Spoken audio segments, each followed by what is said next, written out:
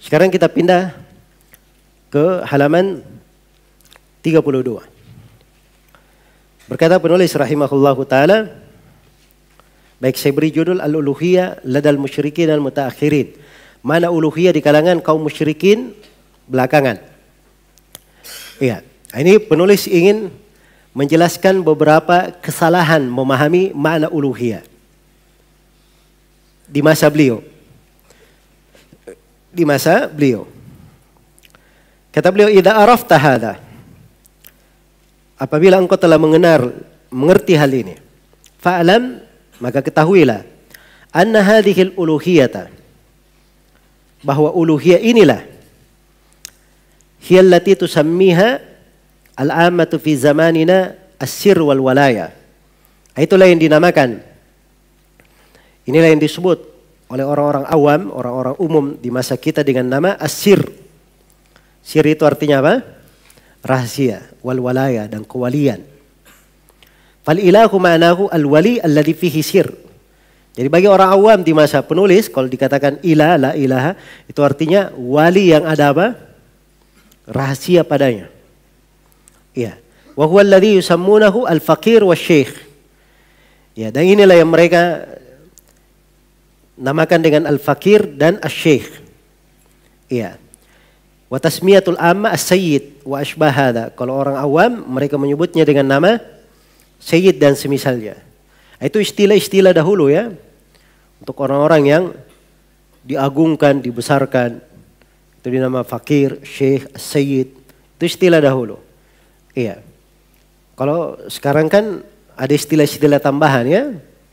Ada istilah-istilah tambahan berjalan di tengah manusia. Baik, mirip sama dengan mereka. Wa dzalika annahum yadhunnun anna Allah ja'ala li khawassil khalqi 'indahu manzila yarda anna al-insana yaltaju ilaihim wa yarjuhum wa yastaghithu bihim wa yaj'aluhum wasitatan bainahu wa bain Allah. Hal tersebut karena mereka menyangka bahwa Allah telah memberikan kedudukan khusus ya, di sisi Allah untuk kalangan khusus di antara makhluk. Jadi mereka ini menyangka bahwa ada orang yang punya kedudukan khusus di tengah Allah. Ini sangkaannya orang-orang awam ini. Yang mana mereka ini Allah ridha bila manusia berlindung kepada mereka, mengharap dan memohon pertolongan kepada mereka, serta menjadikan mereka sebagai perantara antara dia dengan Allah.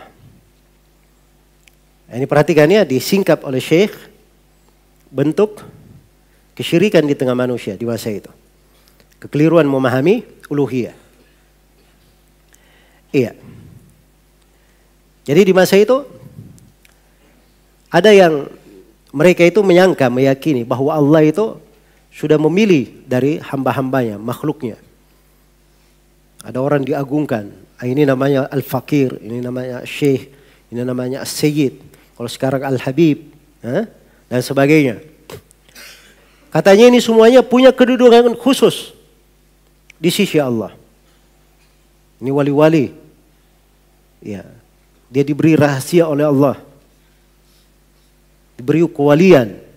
Makanya ada kedudukan khususnya di sisi Allah. Dan mereka menyangka bahwa Allah itu ridha mereka ini, makhluk-makhluk ini, wali-wali ini dan sebagainya. Ya. Itu boleh dijadikan sebagai tempat berlindung.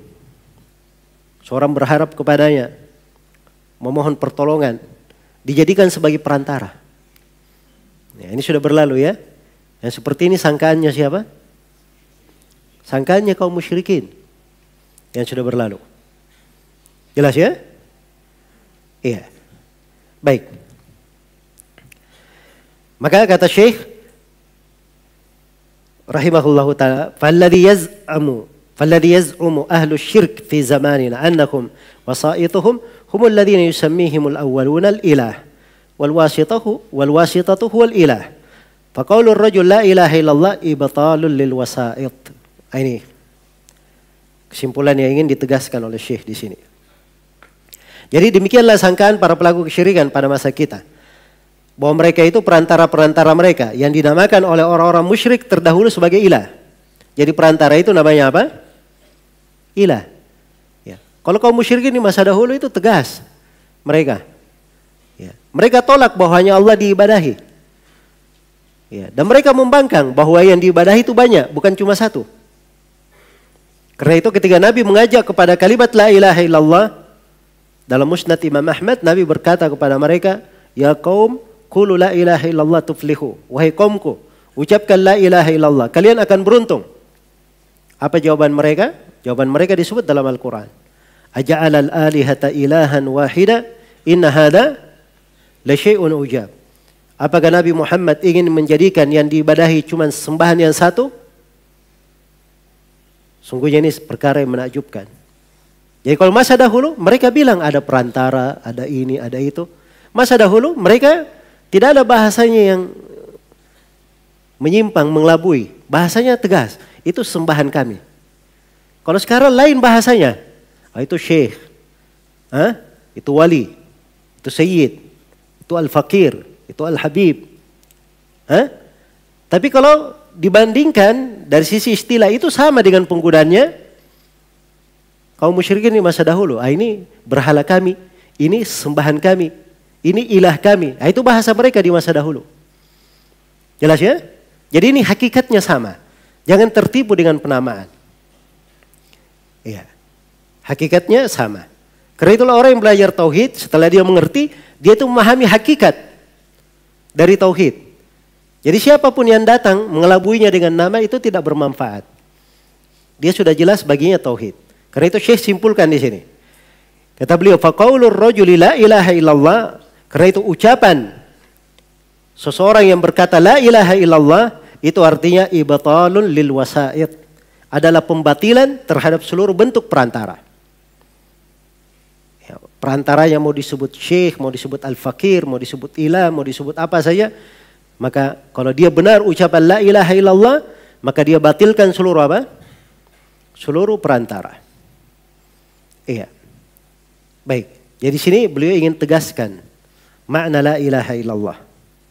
Bahwa makna la ilaha illallah itu pembatilan terhadap segala perantara.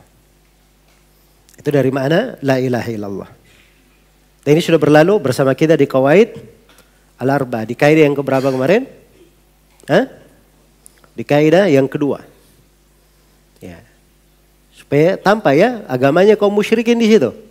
Begitu dia aja mengucapkan la ilaha illallah, tidak bisa masuk ke mereka. Sebab keyakinannya mereka boleh menjadikan sembahan selain daripada Allah. Walaupun alasannya sebagai perantara atau mencari apa? Mencari syafaat. Baik. Jadi ini ucapan penulis rahimahullahu ta'ala. Saya poinkan di sini 5 pembahasan. Yang pertama, iqrarul musyrikina bi tauhidir rububiyah. Iya. Jadi terkait dengan kaum musyrikin, mereka mengakui tauhid rububiyah. Iya. Mereka paham tentang tauhid rububiyah tersebut. Baik, ini kayaknya masailnya bukan di sini ya. Ini masailnya ikut ke apa namanya? Ke pembahasan sebelumnya, ke pembahasan setelahnya nanti. Iya. Baik. Ini di sini al-uluhiyah allati ladal musyrikina, ini penegasan ya untuk menjelaskan makna uluhiyah yang telah diterangkan oleh apa? Oleh penulis rahimahullahu taala di sini. Jadi ini seputar pembahasan uluhiyah. Ya masail ini di halaman 33, ini tepatnya dipindah nanti. Dipindah ke apa namanya? Ke masail nanti di halaman 35.